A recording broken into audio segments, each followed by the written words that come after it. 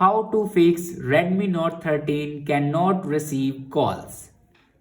So let's start the video. First of all, restart your device. For restart your device, press and hold volume up button and power button at the same time, like that. And then swipe up to power off your device and turn back on. After that, turn off your do not disturb mode. For turning off your do not disturb mode, swipe down to your control center and then here you can turn off your do not disturb mode. After turning off your do not disturb mode, then open settings and click on more connectivity options. And then click on reset Wi-Fi, mobile networks and Bluetooth.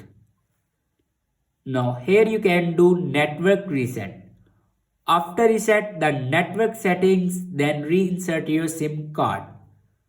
After reinserting your SIM card, your problem will be fixed. I hope this video is helpful for you. Thanks for watching.